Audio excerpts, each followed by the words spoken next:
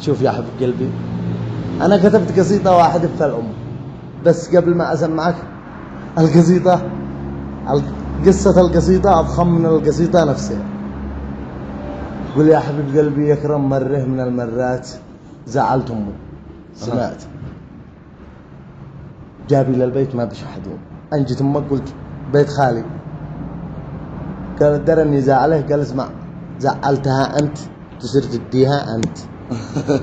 وأنا هذيك الأيام ما كان قدش معي أي مجال، لا أفعل شيء ولا. المهم قلت والله ما بنفعل فيها قصيدة واردها، ولو ما يخدمني الهاجي السادة المرة ما عاد اعتبرش نفسي شاعر، كتبت في كل شيء ما عاد اكسر شيء، وهذا المرة انا محتاج الهاجي تنفعني انا، تنفعني يرد امي.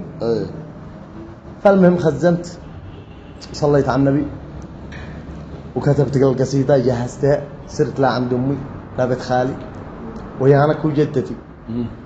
بعدين انا بديت من باب الباب كذا وقالت اجابك يلا انقلع. انا قلت يوم ما قد كتبت فيش قصيدة سمعش القصيدات ولا اشتي قصايد ولا انا يلا رحلك. جدتي قالت خله يدخلنا يسمعنا القصيدة عادي، يدخل يسمعنا. وانا قلت ادخل يا جدتي، قالت ادخل. المهم دخلت لعندهن سمعت اول قصيدة يا رب رجع كل غايب للبيت واهدي بفضلك كل عاصي لامه.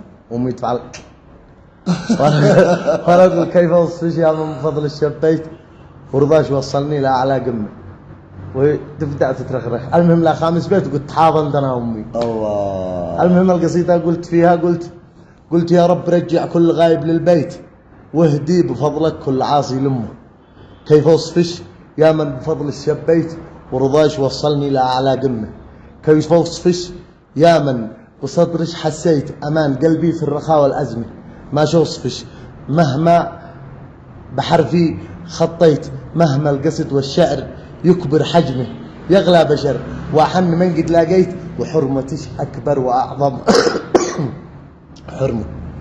قال يغلى بشر واحن من قد لاقيت وحرمتش اكبر واعظم حرمه، برضاش يمه للمصاعب عديت وانتي من الرحمن اكبر رحمه، من غيرش اللي تكتهر لا ونيت الله. وتحس ما في داخلي من غمه، وكم من الصدر الحنون تغذيت حولين لوم الجسم كون عظمه، يا من على يدش كبرت تربيت وكم زرعتي في شفان البسمه، ويوم عيدش والفرح لتكسيت وكم زرعتي في شفان البسمه، وتزعلي مني اذا ما صليت ويشل قلبش من خصامي قسمه، يمه اذا حل الاجل وتوفيت وظناش يمه ما تحقق حلمه، رضاش حلمي حي او انا ميت ودعوتش لابنش يكبر نعمه. الله. يا الخير والبركه ويا اصل البيت وانتي من اعطاك الرحم من اسمه، غبني عليك يا من قلبك قسيت او من سماع الام غيب نجمه، من ما عطتك الام